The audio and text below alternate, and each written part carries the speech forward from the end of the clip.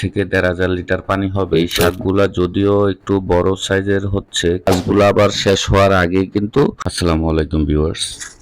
তো আপনারা জানেন যে আমি অ্যাকুয়াপনিক্সের বাগান করতেছি আজকে অনেকদিন যাবত।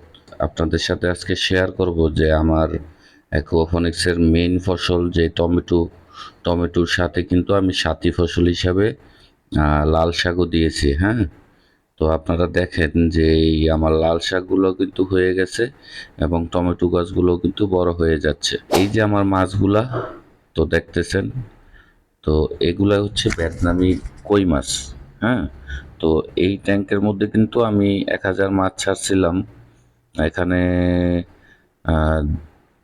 ১ থেকে ১,৫০০ লিটার পানি হবে। তো এখানে আমি ১,০০০ মাছ ছাড়ছিলাম। তো আস্তে আস্তে বড় মাছগুলা উঠিয়ে নেই খাওয়ার জন্য, আর ছোট মাছগুলো আস্তে আস্তে আবার খাবার খায় বড় হয়। তো এভাবেই চলছে। এখানে কিন্তু আমার বর্তমানে প্রায় ২০০-র মতো মাছ আছে। আর এখানে দেখতেছেন এগুলো হচ্ছে আমার লাল শাক। হ্যাঁ, যদি একটু লক্ষ্য করে দেখেন লাল শাকগুলো অনেক সুন্দর হয়েছে। আর এই শাকগুলা যদিও একটু বড় সাইজের হচ্ছে, কিন্তু তারপরেও কিন্তু একেবারে সফট, খেতে অনেক সুস্বাদু। হ্যাঁ, কারণ এগুলা কিন্তু অ্যাকুয়াপনিক্সের মাধ্যমে সম্পূর্ণ অর্গানিকভাবে তৈরি হচ্ছে। হ্যাঁ, এখানে কোনো কেমিক্যাল ফার্টিলাইজার নাই বা অন্যান্য কোনো সার কীটনাশক কোনো কিছুই ব্যবহার হয় না। হ্যাঁ, সম্পূর্ণ অর্গানিক। আর এই শাক না খেলে বুঝতে পারবেন না যে আসলে কতটা সুস্বাদু খেতে।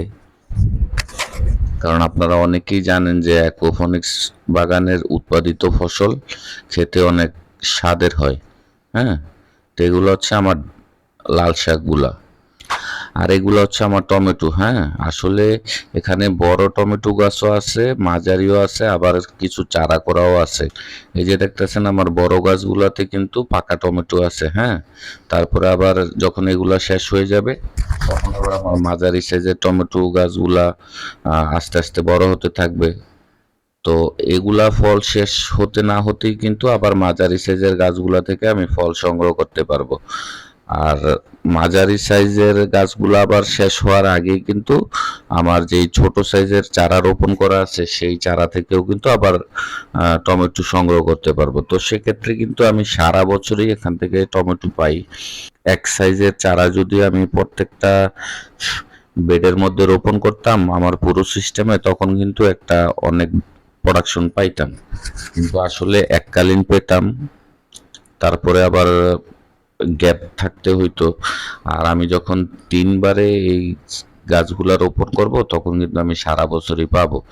তো আপনারা দেখতে পাচ্ছেন যে অ্যাকুয়াপনিক্সের টমেটোগুলা কিন্তু আসলে খেতেও অনেক স্বাদের হয়।